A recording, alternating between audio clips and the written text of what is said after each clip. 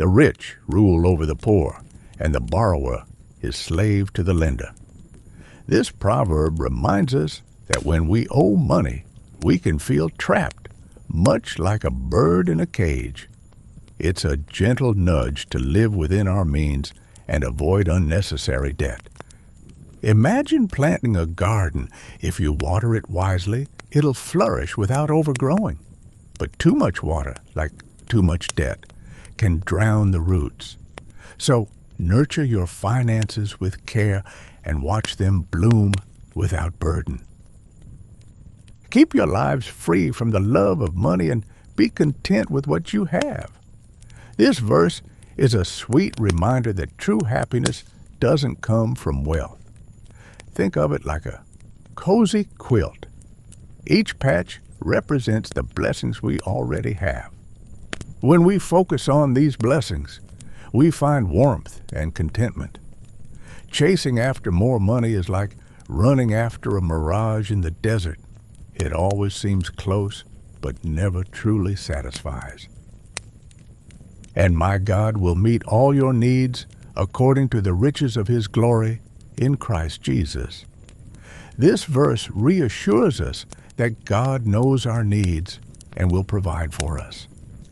Picture a loving parent who never lets their child go hungry. Trusting in God is like holding a sturdy umbrella during a storm. It keeps us safe and dry no matter how hard it rains. So lean on His promises and find peace, knowing He will take care of you. The plans of the diligent lead surely to abundance, but everyone who is hasty comes only to poverty. This wise saying encourages us to be careful and thoughtful with our plans. Think of it like baking a cake. If you follow the recipe patiently, you get a delicious treat. But rush it, and you end up with a mess. Planning and diligence in managing money leads to abundance, while hasty, careless decisions can lead to financial woes. Better a little with righteousness than much gain with injustice. This proverb teaches us that having a little with honesty is better than having a lot through dishonest means. Think of it like eating a small, healthy meal versus a large, unhealthy one. The small meal nourishes you and makes you feel good, while the large one may bring discomfort and regret. Living righteously gives you peace and fulfillment that unjust gains can never provide. Whoever sows sparingly will also reap sparingly, and whoever sows generously will also reap generously. This verse teaches us the principle of generosity. Imagine planting seeds in a garden. If you scatter only a few seeds, you'll have a small harvest. But if you plant plenty of seeds, your garden will flourish with many beautiful flowers. This isn't just about working harder. It's about being generous with what we have. When we give freely of our time, love, and resources, we open the door to abundant blessings. Generosity enriches both the giver and the receiver, creating a cycle of giving that multiplies joy and prosperity. So, don't hold back. Sow generously and watch how life blooms in wonderful ways. Honor the Lord with your wealth and with the first fruits of all your produce. This is a call to trust God with our finances by giving Him our first and best. It's like sharing the first slice of a freshly baked pie with someone you love dearly. When we honor God with our resources, we acknowledge that everything we have comes from Him, and He in turn blesses our lives abundantly. Give us today our daily bread. This simple prayer from the Lord's Prayer reminds us to rely on God each day for our needs.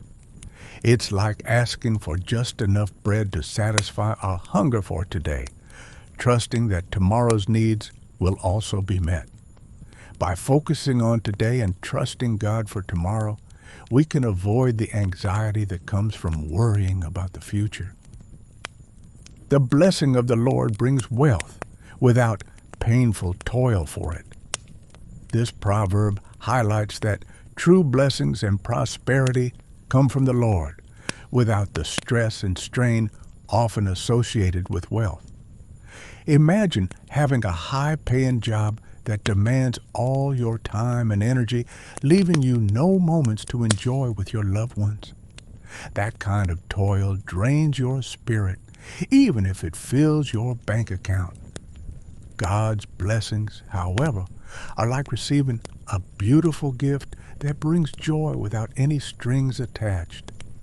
They enrich our lives in ways that go beyond material wealth, bringing peace, happiness, and time to share with those we care about. For I know the plans I have for you, declares the Lord, plans for welfare and not for evil, to give you a future and a hope.